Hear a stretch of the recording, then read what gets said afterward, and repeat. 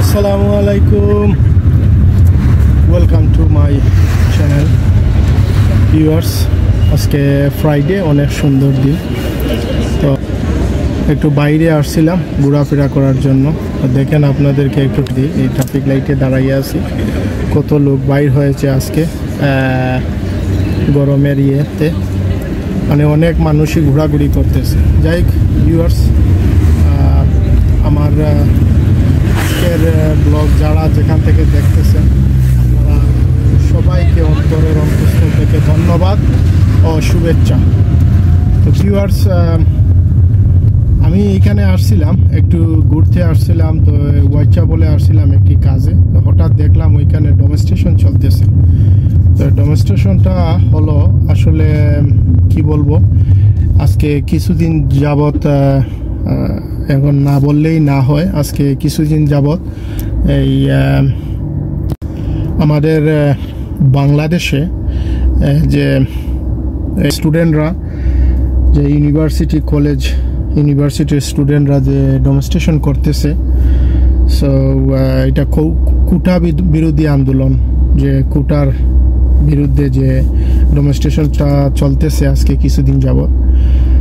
তো এখন এইটা মানে এমন একটা রূপ ধারণ করেছে, মানে গত 3 দিন ধরে দেখতেছি যে এটা অনেক, মানে কি বলবো, এইটা মানুষের সাথে এই ধরনের কাজ করে না, যে এই কাজগুলা হইতেছে। এই স্টুডেন্টদেরকে রাস্তাঘাটে মারা হইতেছে, কুকুরের, মানে পশুকেও এইভাবে কেউ নির্যাতন করে না, অথবা পশুকেও এইভাবে মারধর করে না। তো যেইভাবে মানে বাংলাদেশে চলতেছে এই ধরনের আজকে 3-4 দিন যাবৎ, এমনকি দেখলাম যে গত কালকে থেকে বাংলাদেশে কোনো নেটওয়ার্ক নেই, সব কিছু বন্ধ, ইন্টারনেট থেকে ধরে মানে সব ধরনের সাইবার মানে বন্ধ করে দিয়েছে, এবং ইলেকট্রিক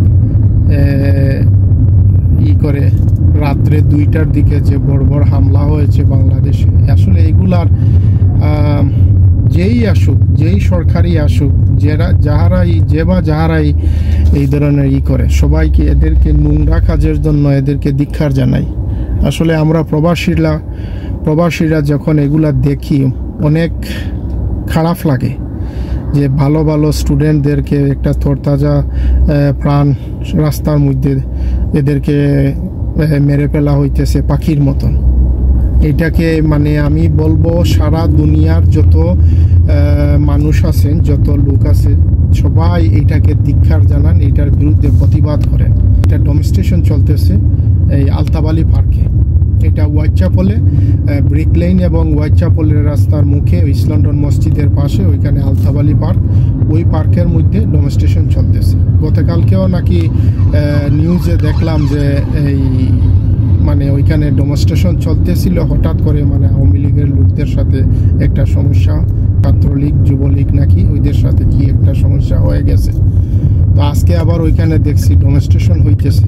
তাই ভাবলাম যে যেহেতু এখানে আসছি একটা কাজে, এখন এখান থেকে একটু মানে আপনাদেরকে দেখাই যে এই জিনিসটা সারা দুনিয়াতে চলে গেছে, মানে হয়ে গেছে, শুরু হয়ে গেছে, যে এই স্টুডেন্টদেরকে মারা, এই ইনোসেন্ট স্টুডেন্টদের তাদের রাইটের জন্য তারা ফাইট করতেছে, তাদের রাইট না দিয়ে তাদেরকে পাখির মতন গুলি করে মারা হইতেছে। এর জন্য এটার মানে প্রতিবাদ হইতেছে।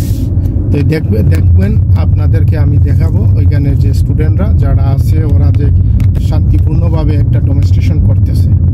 তো ইনশাল্লাহ ভিউয়ার্স, আপনারা পাশে থাকুন আর আমার ভিডিওটা দেখুন, আর চেষ্টা করবেন এই ভিডিওটা মানে সব জায়গাতে শেয়ার করার, যেহেতু মানে আমাদের এইটা মানে এটা ইসলামিক বলেন আর নাগরিক বলেন, এটা আমাদের দায়িত্ব যে এদের পাশে আমরা যেন দাঁড়াই।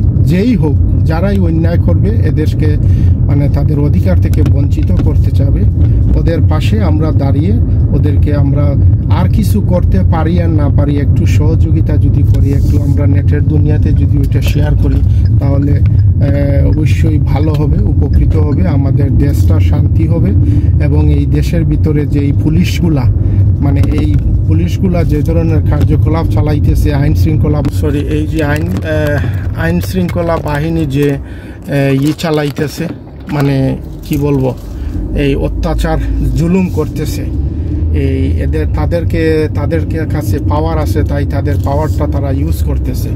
তো এই ধরনের জিনিসের বিরুদ্ধে আমরা প্রতিবাদ জানাই এবং এদের পাশে আমরা যেন দাঁড়াই। তো ভিউয়ার্স, ঠিক আছে, দেখুন আপনারা আমার এই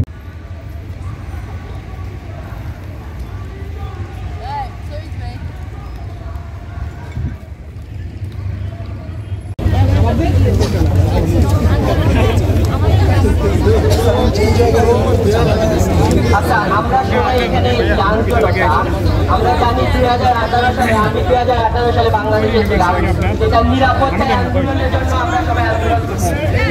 একটা জিনিস চিন্তা করে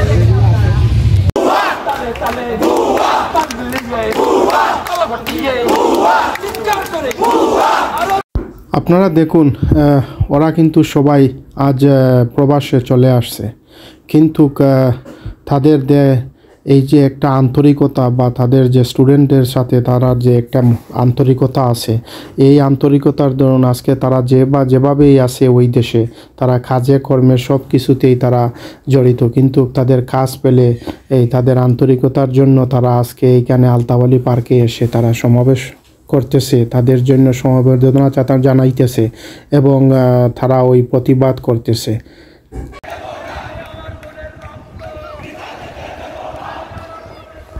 তাদের মনের আবেগটা তারা প্রকাশ করতেছে। তাই বলে কি প্রশাসন এসে ওদেরকে এইভাবে আক্রমণ করবে? ওটা তো প্রশাসনের দায়িত্ব হলো। এরা তো তাদেরও ভাই হতে পারে, ভাতিজা হতে পারে, ছেলে হতে পারে, বা কারো আত্মীয় স্বজন হতে পারে। এদেরকে সাপোর্ট না দিয়ে এদেরকে অত্যাচার করতেছে, এদেরকে গুলি করে মারতেছে, এই টিয়ার গ্যাস এই ধরনের জিনিস করতেছে। এটা কিভাবে সম্ভব? ওরা এইটা কিভাবে পারলো? এটা কিভাবে পারতেছে? এটা আমি আসলে বুঝে উঠতে পারতেছি না। তাই সকল জাতির বিবেকের কাছে আমার এই প্রশ্ন, আপনারা দেখুন, আপনারা প্রতিবাদ করুন, যেভাবে পারেন সবাই প্রতিবাদ করুন, এই ধরনের জিনিসের বিরোধিতা করুন। আর বিশেষ করে এই দোয়া করি প্রশাসনের যেন তাদের বোধগম্য হয়, তারা যেন এই ধরনের নোংরা কাজ থেকে বিরত থাকে, আর যেন কোনো মায়ের কুল খালি না হয়।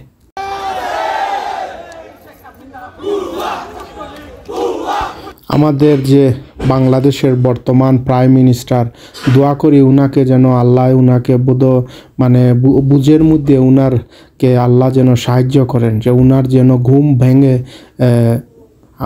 ঘুম ভাঙে এবং একটু সহায় হন ওদের প্রতি। এই ধরনের উনি টিভির মধ্যে কালো শাড়ি পরে খেদে খেদে বলতেছেন তাদের আত্মার মাগফেরাতের শান্তির জন্য দোয়া করতেছেন, আবার পুলিশকে বলতেছেন যে তোমরা ওদেরকে মারো, আমি পর্দার সামনে গিয়ে বলবো ওদের জন্য দোয়া করবেন, উনি মাগফেরাত কামনা করবেন। তো এইটা কিভাবে সম্ভব? উনি ওইখানে এসে একটা বলেন, ওইদিকে প্রশাসনকে আরেকটা বলেন। কারণ যেহেতু দেখেন, প্রশাসন কখনো উনার কথা, উনাদের অনুমতি ছাড়া কিছুই করবে না। প্রশাসন কখনো ওদের গায়ে হাত দিবে না, ওরা আসবে না, ওইটা ওদের জব। তাই ওরা হুকুমের গুলাম, ওদেরকে যেই হুকুম দিবে, যেই আসবে, যে হুকুম দিবে তার হুকুমের গুলাম এই প্রশাসন। তো এই প্রশাসন এই কাজটা, যতটুকু আমার পক্ষ থেকে আমি চেষ্টা করেছি, আমি যতটুকু পারি আপনাদেরকে বুঝিয়ে বলতে পেরেছি। আর এই যে প্রতিবাদ সমাবেশটা চলতেছে ওইটা আপনাদেরকে দেখালাম। যদি আপনাদের একটু ভালো লাগে তাহলে প্লিজ আজকে আপনারা ভিডিওটা শেয়ার করবেন, এবং কিছু করতে পারেন আর না পারেন শুধু তাদের পাশে দাঁড়ান। আপনাদের পক্ষ থেকে আপনারা একটা ভিডিও বানিয়ে আপনারা সোশ্যাল মিডিয়াতে শেয়ার করুন, এটাও তাদের জন্য অনেক বড় ধরনের একটা সহযোগিতা হবে। তো ইনশাল্লাহ ভালো থাকুন, দেখা হবে নেক্সট কোনো ব্লগে, নতুন কোনো জায়গায়। এ পর্যন্ত আল্লাহ হাফিজ, আসসালামু আলাইকুম।